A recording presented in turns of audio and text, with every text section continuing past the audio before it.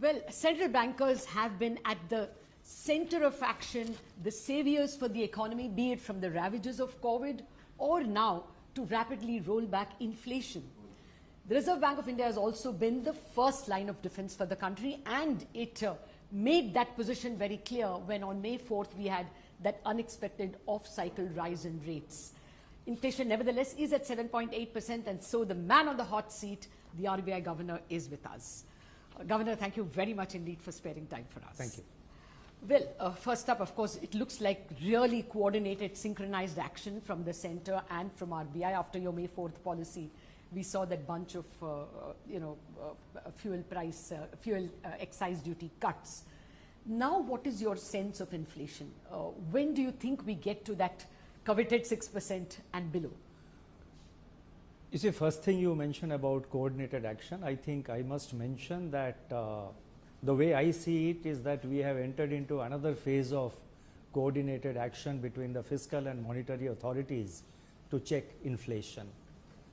RBI has taken number of steps over the last 2 or 3 months. In fact, I would say much earlier we have been taking steps, but somehow certain sections of the market have missed it, and I will explain to you how.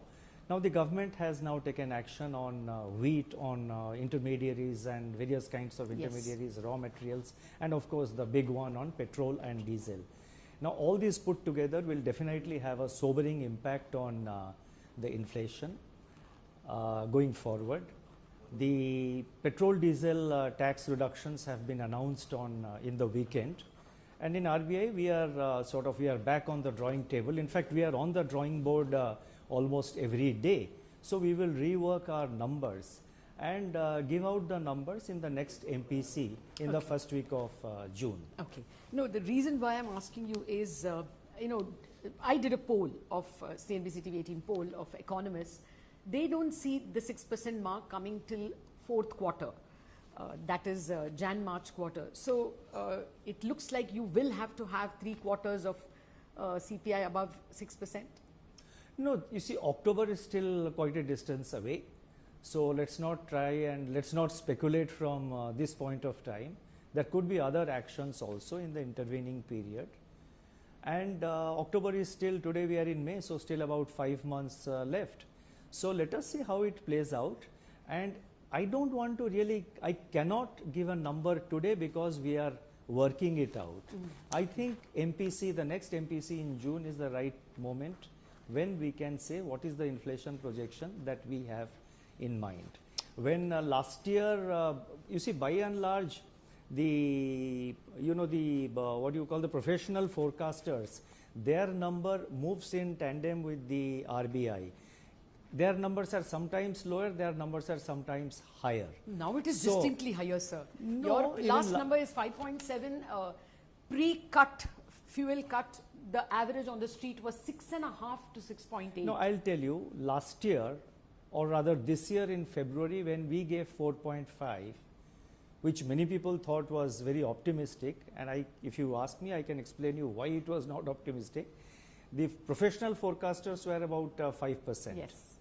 And subsequently, when we moved to 5.7%, I think the professional forecasters were around 5.5 or 6, around that percentage. I got above 6. So maybe little above 6. So they both are moving in tandem.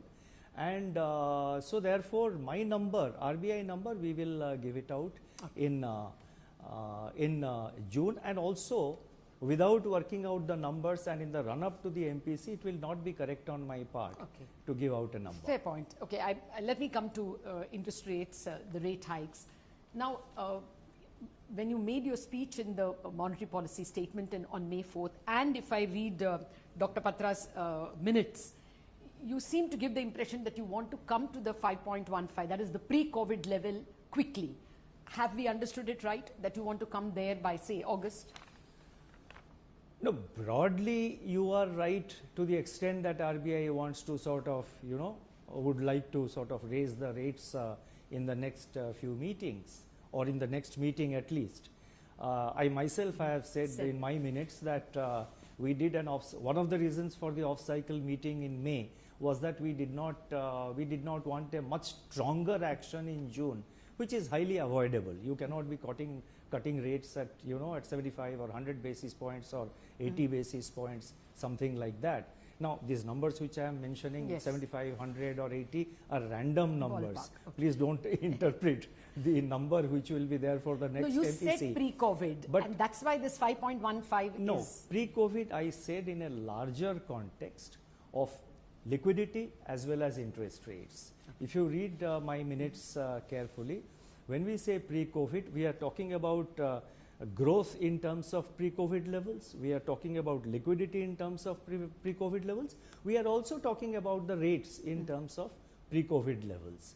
So, expectation of rate hike is it's a no-brainer. Okay. There will be some increase in in the repo rates, Okay. but by how much I will not be able to tell now. Okay. But to say that 5.15 may not be very accurate. Okay. No, the Patra statement said that we will have reached neutral accommodation, if we go to the pre-COVID level. So that's why that 5.15 is something the market is clutching to. No, in MPC we have lot of discussions, lot of deliberations take place in the MPC, and then we come to some conclusion. Okay. So let me come to the liquidity part. You know, liquidity also you just mentioned, you want to come back to pre-COVID levels. Now the pre-COVID liquidity level as of say February or January 2020 was 2.5 lakh crores surplus liquidity. Also the Currency and Finance report says that above 2.5 lakh crore of liquidity, inflation starts rising. So is that also something you want to get to quickly, 2.5 lakh crore? No, I will explain. We have said that we will normalize liquidity conditions over a multi-year time cycle. And during the press conference, I said the multi-year could be 2 years or it could be 3 years. Now, to what extent and how we are going to sort of bring down the liquidity will depend on the evolving growth inflation dynamics. That is part of the strategy. Second thing is the requirement of liquidity or the adequacy of liquidity in 2019-20 will be different from the adequacy of liquidity in the current year, because the economy is also growing, business activities are now rebounding. So therefore, that will be a moving figure. Our position on liquidity is that we would like to normalize the liquidity, remove the overhang of liquidity in the system, and move to a situation where there is adequate credit available in the system to meet the productive requirements of the economy and to support the credit offtake which will happen. And also, mind you, when credit offtake takes place, part of the liquidity also gets absorbed by that. Yes. So therefore, our target is to eliminate the overhang of liquidity over a time period of 2 to 3 years, and at the same time ensure adequate liquidity for the system. Yes. So overhang would be coming probably to 1 trillion or balance, zero liquidity. But this 2.5 trillion, the current Currency and Finance report said that it could increase inflation, and that's why I wanted to know if there is a greater hurry to reach there. Also, you did hike the CRR. As well, you have been selling, albeit small quantities, on the NDS government bonds. All these are liquidity draining steps, and therefore I'm asking whether the initial steps will be a little faster.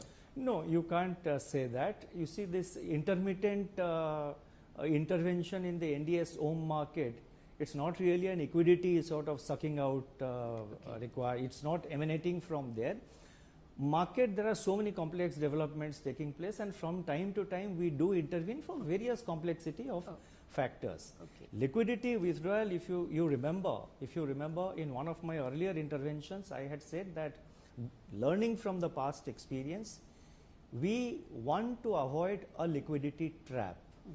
We don't want to get into a Chakravyuh situation without knowing the exit route. So therefore, all our liquidity infusion, TLTRO or whatever we did, they had a sunset date.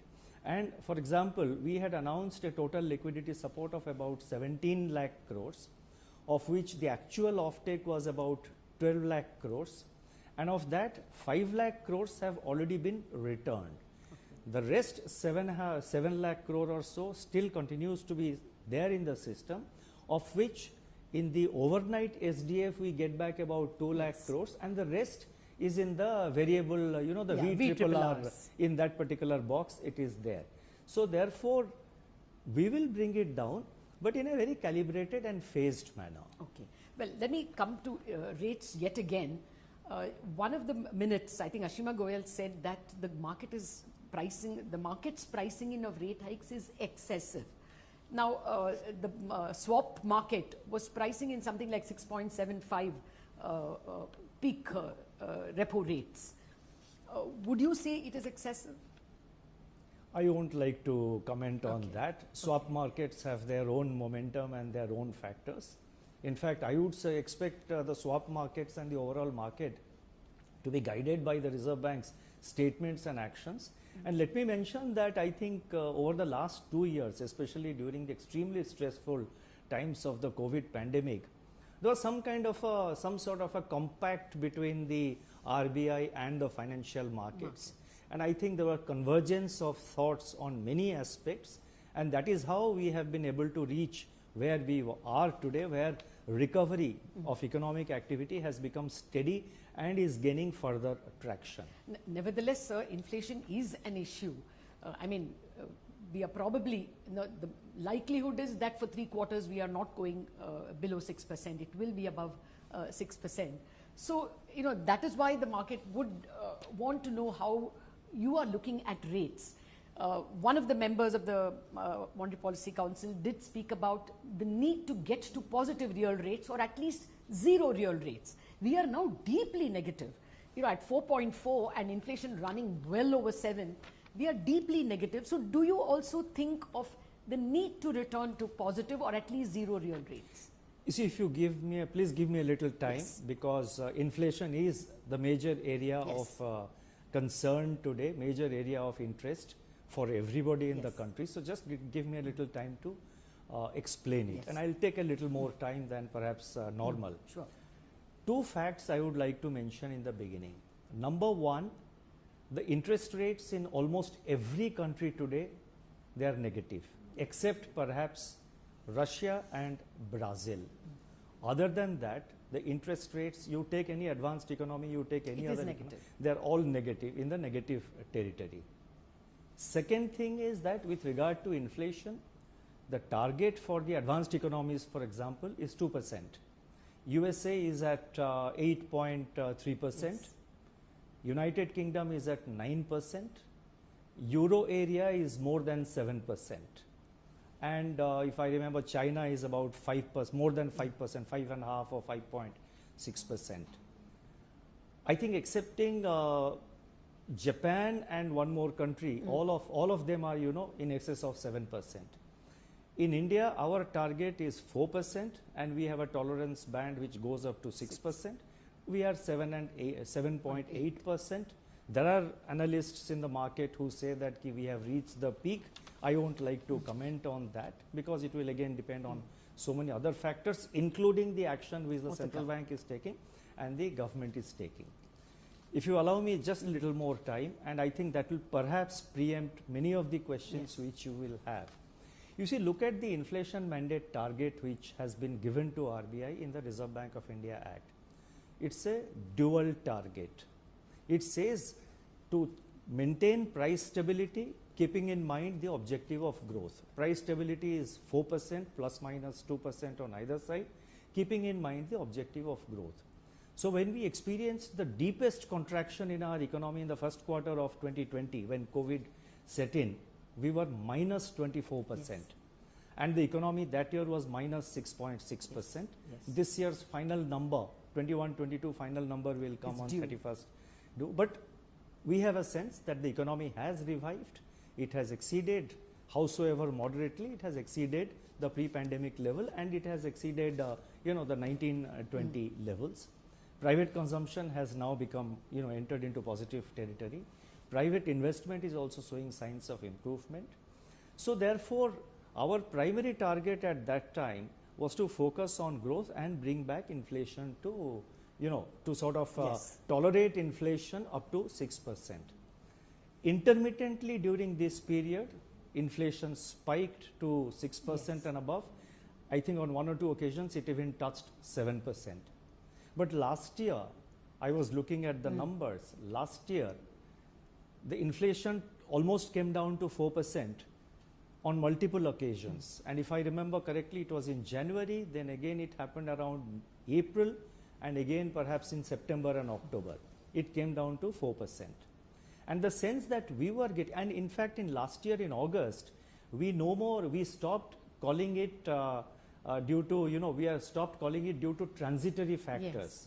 Supply side factors remain even dominant for the current inflation, but we stopped calling it transitory because we had concluded that it's not going to be so transitory. Now, when we entered this calendar year, in fact, this question has been asked, and I thought I'll take this opportunity to clarify this, for wider understanding. Questions have been asked, and I referred to it earlier that February was, our MPC projection of an inflation was way too optimistic. Was too optimistic. I'll tell you why we did, 4.5%. The momentum of inflation, month to month or month on month, from October onwards, was moderating. The food price inflation was moderating. And it appeared that once the supply chain bottlenecks, they start easing with the easing of COVID, the supply side factors will ease themselves. Even in February, we had done our stress tests, we had done our scenario analysis, and we found that even with a margin of error of 50 basis points, we will be at 5%. We had assumed oil prices, crude oil prices, little below $100, and that gave us inflation of around 5%. So we were fairly comfortable, and it looked, the future, the roadmap for the future was that the inflation will moderate. But then the war started in February, and in February, on February 24th, and then everything changed. So in April, when we had our MPC, I'm sorry I'm taking a little long, but I will explain. In April, when we had MPC, we took several decisive actions. We changed the sequence of our priority. We put inflation first, growth next. We reduced, we again normalized our LAF corridor. We changed our stance, saying that we are, focusing on withdrawal of accommodation, and there was a rate action. The rate action was that, what was the reverse had repo. the SDF. We introduced the SDF, and that was more, against 3.35 reverse repo, the SDF was 3.75, and that was a 40 basis point increase. Now, this 40 basis point increase in the liquidity absorption rate, it resulted in the overnight call rates immediately going up by 40 basis points. So there was a rate action. I think this is a point which market and everyone should take note, that there was a rate action in the month of April, which I think many people seem to have lost out. So this question that why sudden meeting and all that, it was not sudden. In April, we did a rate action of 40 basis points, and the overnight rates went up by 40 basis points. And then after the April, print, several developments took place. For example, the FAO and the World Bank, they came out with their food price index, and it appeared that it became very clear that food price inflation is here to stay. And what is more important, in my statement, MPC statement, not in the minutes which comes out after 15 days, in the statement which I read out, I said that the situation is fast changing and dynamic, and our actions will be tailored accordingly. I think many of you read it right, but I don't know on May 4th when we announced the off-cycle meeting, why you forgot about that particular bit in my statement. And I'll stop here. All right. Well, you've defended, but you have not told me whether you want to come to positive real rates anytime soon. We will move towards that. How soon will depend on the evolving situation, and it will not be correct on my part. In fact, it is not possible also to forecast how soon, because the situation is so dynamic. Now, for example, the inflation matrix undergoes a change because of our action and the action which the government has, very timely action by the government. Yes. But these actions are also going to have an impact on the fiscal deficit and possibly also on the current account deficit. After a quick break, those questions to the Reserve Bank of India Governor. We'll be back in a jiffy.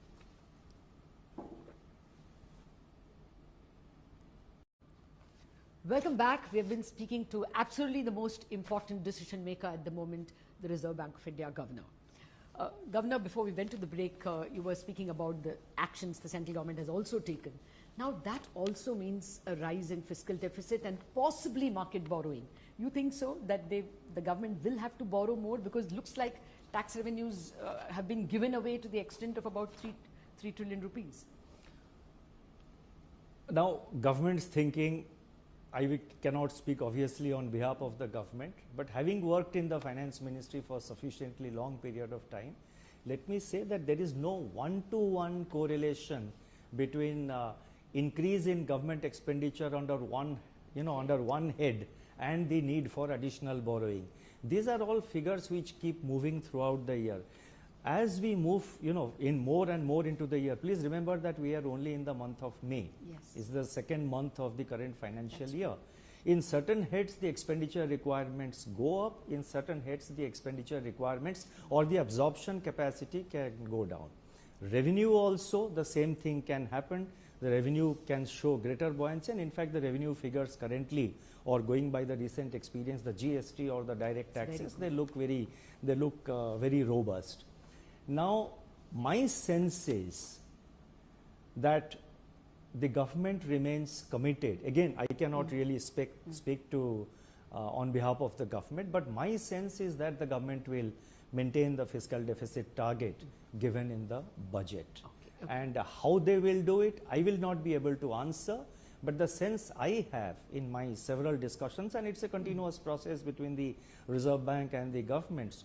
I mean, many issues are discussed. Yeah. So I can say that the government would be sort of committed to maintaining the fiscal deficit. No, even then, the yields have gone up to 7.4 on the 10-year, and chances are that as the government program picks up and credit offtake picks up, it can go even towards the 8% mark. Now, you have done one CRR hike. You have been selling dollars and bonds.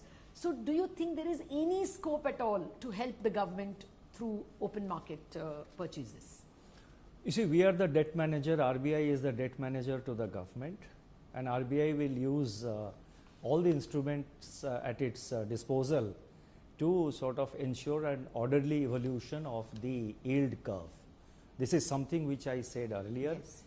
And in October, I think 2020, I said that management of the yield curve is a public good, where both the market and the central bank have an important role. And I mentioned earlier about the kind of compact that we had entered into. World over, the yields have gone up. Yes. And it's due to a complexity of factors. I am not going into that detail. Everywhere the yields have gone up. US yields, which were less than 1%, are today almost touching 3%. It exceeded 3%. Now it's about 2.8 or 2.9%. So everywhere the yields have gone up. So naturally in our country also the yields have gone up, and the RBI will use, as I just to repeat myself, we will use various policy instruments. Including OMO? I will not be able to say that. We have various policy instruments. We have Operation Twist. We have Operation Twist. We have the currency swap. That is another liquidity management tool which we introduced 3 years ago, if you remember. And then there are several other tools which we will be using, and we will evaluate the situation. We are just in the second month of the current year. We are very watchful, and this informal compact I have with the the market. I think that will continue. We will communicate with the market constantly, and I think the RBI remains committed. And why should I say I think? The RBI remains committed to ensuring a non-disruptive completion of the government borrowing program and ensuring an orderly evolution of the yield curve. But is it a worry at all, sir, that... But let me just, sorry to intervene, we will use various instruments from time to time depending on the requirement. Okay. Well, the market is interested in OMO as an instrument, that is predominantly market moving. Which is no, I don't want to, bound myself that you said OMO. We have all instruments on the table. We will decide which instrument to be used when. Okay. But overall, is there a worry about the twin deficits deteriorating? I mean, it's quite possible that deficit is beyond 6.4 by a smidge. Maybe we will be saved because the nominal GDP is likely to be high because of high inflation. But nevertheless, fiscal deficit is not improving. Likewise, current account deficit is likely to be 3% or more, and we are now actually discouraging exports in items like steel. So is that a worry? The macros worsening? No, I think discouraging exports would be a very strong statement. Macros worsening, sir. So, yeah. Now, on fiscal deficit, I have said that my sense is government will maintain the fiscal deficit. So far as current account deficit, which is in our domain, let me say that the current account deficit, we will be able to manage very well, very comfortably this year. Our India's external sector remains strong. Yes. The exports, I think for the 14th successive month, it is, it is more than 30 billion, $30 billion. And the latest number was very high. Also. Yeah. It's March was 40 billion. Yeah, is it March was 40 billion. So the export sector continues to be very strong. Imports have also picked up incidentally, sir. And increased imports is reflective of the strength of the underlying fundamentals of the economy, in the sense that there is a demand pickup. Even at higher prices, the import is still sustaining, which means that domestic demand is reviving. I hope I have made the position very clear. Yes, absolutely. So domestic demand is reviving, and the imports are going on, despite high prices. So therefore, revival of domestic demand, that's a very positive trend. We have the IIP numbers, both services and manufacturing.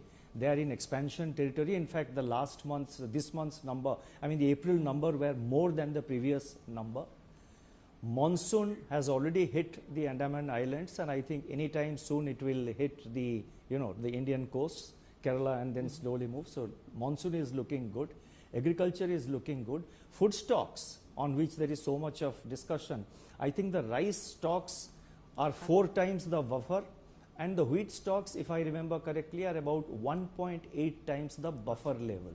So therefore, India is comfortably placed to deal with the domestic fundamentals of the economy are good, and external sector remains strong. The FDI inflows are steady. And despite some moderation, I think, in the recent months. So given this kind of underlying fundamentals and the fact that our external sector is strong and our total external liabilities, external debt is only about 20 or 21%, I don't expect a very big jump in our current account deficit. Whatever is the number eventually, that we will know at the end of the year, but we are in a comfortable position. We are comfortably placed to finance the current account deficit. Actually, sir, we have not hit $20 billion trade deficit every month since September in a very long time. Now it looks like 20 billion is a given trade deficit per month. That will be $240 billion in a year. And even if we take 100 billion in terms of other services and software payments, we are heading towards probably a 100 billion current account deficit. And on the capital account, FII outflows are fairly serious. So there is, almost every economist on the street is expecting a balance of payments deficit. So is rupee a worry at all? No, there will be a current account deficit, obviously. No, balance of payments deficit. Balance of payment, I don't think we will have that kind of situation. It will be sort of, situation is constantly changing. But exports rupee is not a worry for you? No, exports are picking up. The underlying fundamentals of the week are very strong. You are right that the current account deficit, in the last few months have touched 20 billion and all that. But I think as we, go into the, as we proceed, even at the level which you are mentioning 120 billion dollars, I think we will be able to comfortably finance that. Okay. And so far as the worry around rupee, let me clarify one point, that our stated position is to prevent excessive volatility, and we will continue to do that. We will not allow, obviously, a runaway kind of depreciation of the rupee at a rapid pace. The rupee will find its level. We have no specific target of exchange rate in our mind, and I'm not saying anything new. This is the RBI So stated. people were talking about 77.50 No, as. this is a. I mean, people can say anything, but I am telling you on behalf of it was traced to the RBI. No, I'm telling you no. I'm telling you on behalf of the RBI. So, I mean, you can treat me as the horse. Yes. So, of course. I'm telling you that we have no specific level in our mind. The rupee is market determined, but we will prevent excessive volatility. We will not allow a runaway sort of depreciation of the rupee. The rupee will find its level. And with regard to concerns expressed by some in some sections that the reserves are depleting. Yeah. Now, please look, why do we build reserves? Exactly. We build reserves for dealing with situations of stress as we are currently facing. Our reserves 3 years ago were less than 400 billion. Yes. We touched 640. Now we are back, little Yes. below 600. And this $40 billion which has gone, which has depleted, it's not as if we have sold $40 billion to keep the rupee where it is. It's a Part of it, a good part of it, let me say, is due to revaluation of reserves. Because as your rupee depreciates, as the dollar appreciated. the dollar appreciates, due to revaluation of reserves. So it is both RBI intervention and RBI's, the revaluation of reserves, and our intervention in the market. Again, I am not sharing a state secret. Our intervention in the market is multi-pronged. Yes. To minimize the actual outflow of dollars, and let me leave it at that. Okay. Your dividend was, I think, a 10-year low. The last I heard 30,000 was, I think, Subba Rao's time. The government didn't resent it. You see, when the dividend is high, you tell that why it is so high. When it is low, you say why it is so low. No, I'm asking you. Usually the government would resent it. No, I'll tell you. The dividend number is a function of the balance sheet. Yes. It's derived from the balance sheet. Whatever is the surplus at the end of the year, that gets transferred to the government as provided in the Act. Okay. So I have no control over it. RBI has no control over it. And it depends on where we are on 31st of March. So just one word on this rupee depreciation and its value. Is China or the yuan also an important consideration when the Reserve Bank looks at the exchange rate? Because in spite of the Chinese yuan appreciating, it went all the way to 6.3 before it depreciated in the last 8 weeks. In spite of the depreciation, our deficit with China is increasing. So is that also something you monitor when you look at the exchange? No, we monitor all our... It's an important input. We keep looking at that. Is it 11 rupees to a yuan? Is it 10.5? No, we look at all currencies. We look at yuan. We look at all reserve currencies. We also look at the emerging market currencies. And I think rupee has been... has done far better than many of the emerging market currencies. On certain days, yes, it may be possible that the other currencies have done well. And also another point I would like to mention is that, on certain days or on, for a couple of days, due to some one-off event somewhere, the rupee depreciates. But by the end of the day or by the next day, the rupee comes back to a level where it started. So therefore, I would like to say that the rupee has remained quite stable, and we will ensure a stability in the market. exchange. We normally say God has acted, so rupee has come back. No, God they normally mean you. They normally no, mean let me be, RBI is in the field. Let me be philosophical. God has to act and God has to be supportive. They only mean RBI when they say God has acted and our rupee is back where it started. Okay, the more important part is that are you when you went to IMF, when the RBI team went to IMF and you all came back, suddenly there was this May 2nd to 4th meeting, and even Philippines raised rates. Other countries also raised rates. So was there something you got from IMF, World Bank meetings? Because 2 or 3 emerging markets raised rates at that time, including India. No, it's not like that. We had certain factors in our mind even at the time of the April policy. Okay. We had some discussion. Even before going to the IMF, we had some discussion. And it's not as if what other central banks are doing, we will do like that. Okay. But I think that gave us an opportunity of basically understanding the assessment of the global inflation.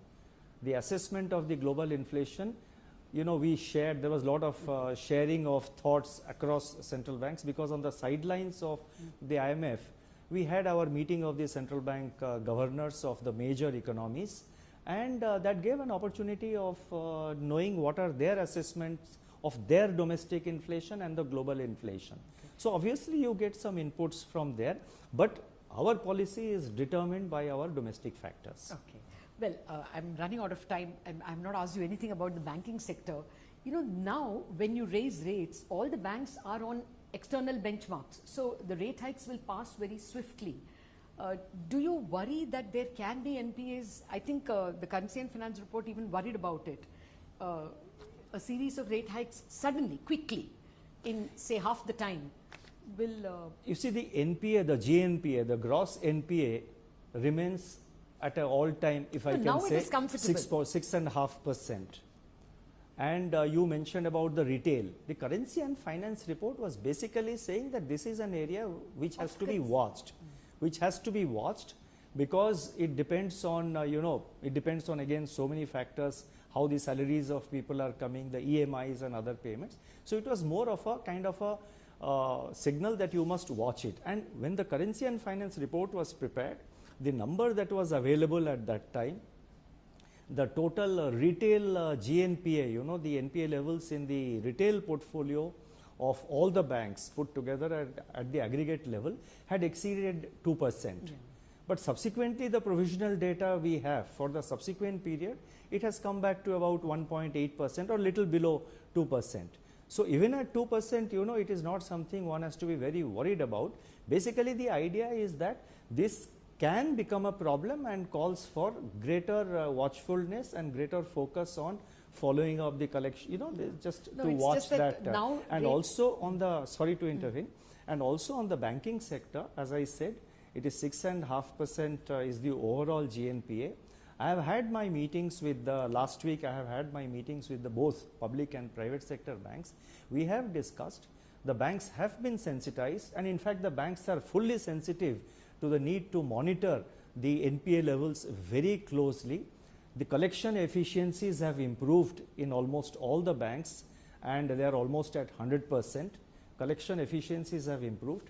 Banks have raised substantial amount of capital during the period of COVID.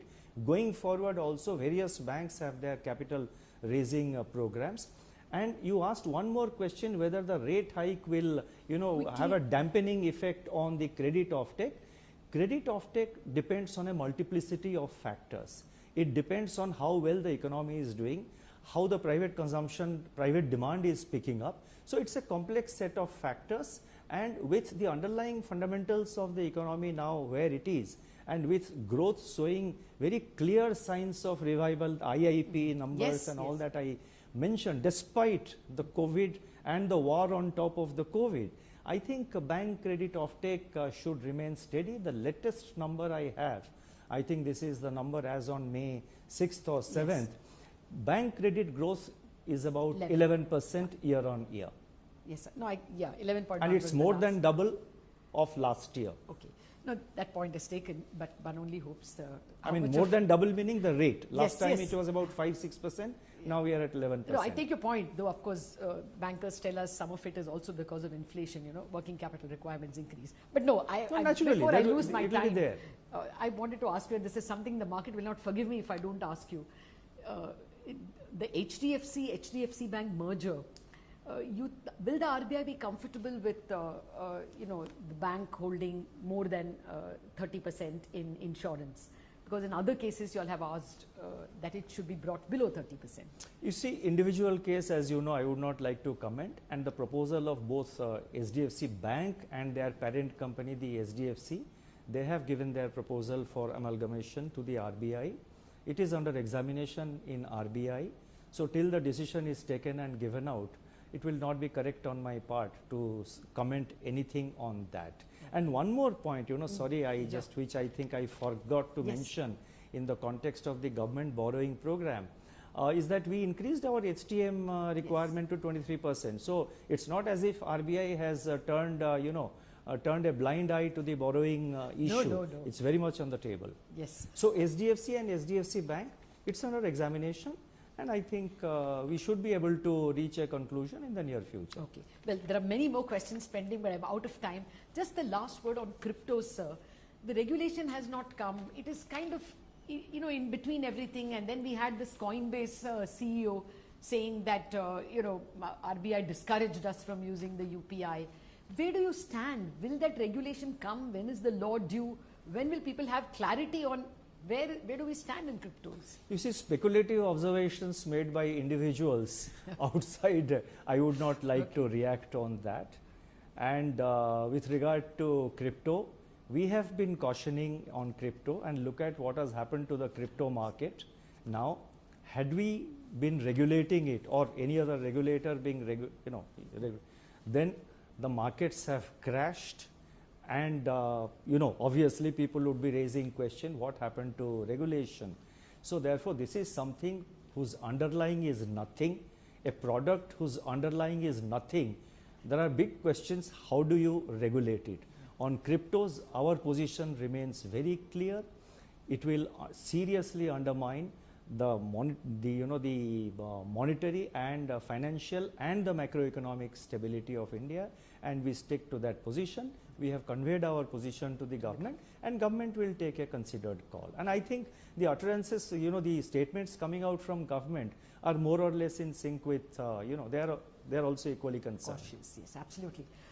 Governor, you've given me more time than I would have hoped for. Thank you very much indeed for this many-sided conversation on the macroeconomy. Thank you, and thank you to your viewers. Thank you.